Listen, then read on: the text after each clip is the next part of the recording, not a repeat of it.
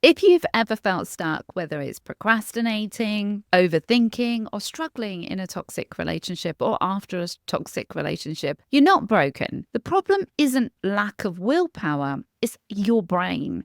You need to help your brain. Stress, trauma, and emotional suppression rewire the brain to make self control harder. But here's the good news.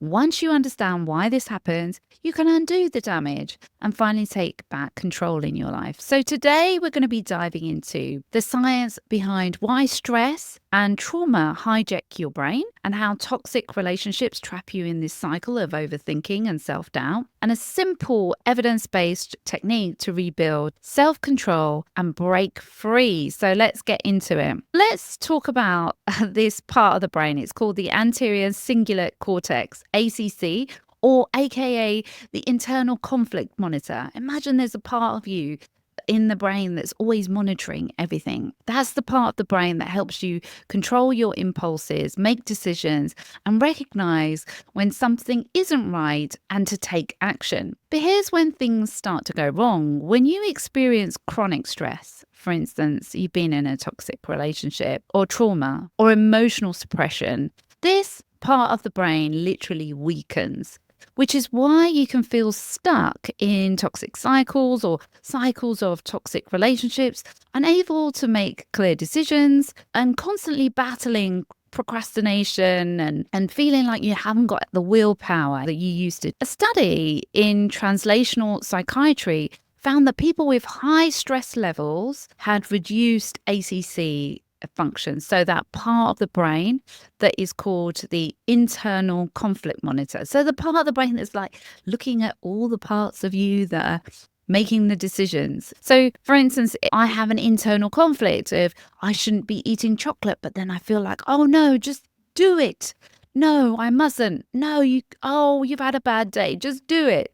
That's the internal conflict monitor that will be observing both sides. So when we have high stress levels, that monitor has reduced function. Then I become more impulsive, anxious, and more prone to overthinking. Now, if you've been in a toxic relationship, things get even worse because your focus turns outwards onto the other person instead of you. So the internal conflict monitor isn't online, it's focusing on the other person.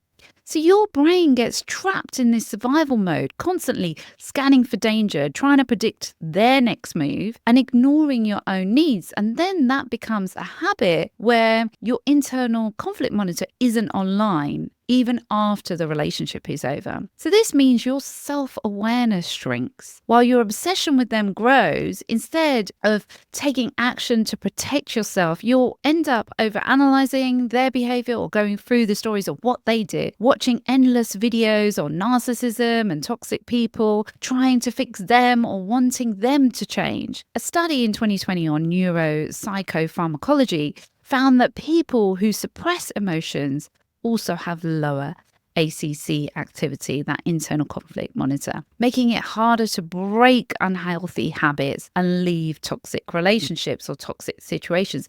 And that makes complete sense on what happens in trauma bonds. So if you have a trauma bond, what you'll find is you're less likely to be looking at the inner conflict that you've got going on. I love them. I hate them. I love them. They did this to me. Why do I stay with them? We need to get that back online and just notice the inner conflict, because one day you're going to be like, I had enough, and you're going to make a decision. And that's because your inner conflict monitor is on. So how do we fix this? Let's go really deep into this. All right, now we know that this is happening. Let's talk about how do we rewire our brain so self-control feels natural instead of impossible, like there's something wrong with me. And don't worry, this isn't about just try harder.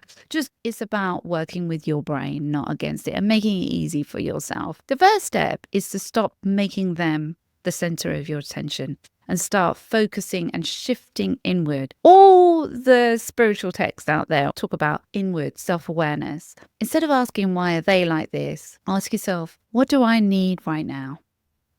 You are important. How about, how am I feeling in this moment?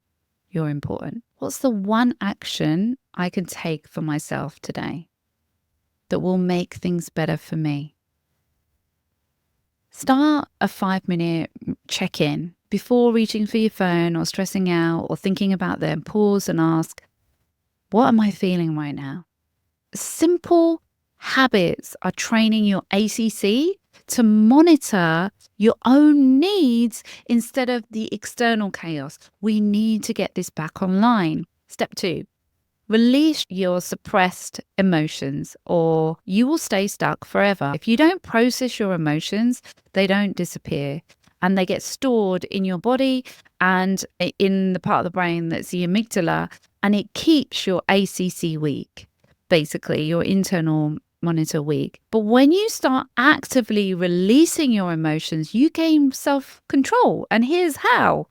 You could do trauma therapy. And there's so many different types of things as well, and this is why trauma therapy really makes a big difference. If you start trauma therapy where you're starting to connect with how you feel and you're starting to release how you feel, you'll start to notice what's going on inside of you. And you start to feel a shift almost immediately. Strengthen the ACC with micro decisions. It's not the big decisions you need to make. It's the little decisions every day that you need to make. Because the ACC, or the internal conflict monitor, is like a muscle. Everything is like a muscle. It gets stronger when you make small intentional decisions instead of trying to overhaul your life overnight. Start small micro decisions that will rebuild self-trust. So instead of planning a 30-minute workout and you've always wanted to do a workout, commit to 5 minutes of stretching or 5 minutes of yoga or 5 minutes of something. Instead of a full digital detox, commit to 10 minutes of phone-free times. Instead of trying to stop thinking about the narcissist completely, try next time you think about them, just stop for 10 minutes and then try 20 minutes more the next day, and the 30 minutes the next day, and the 40, and have a whole hour free of narcissist time where you're not thinking about them.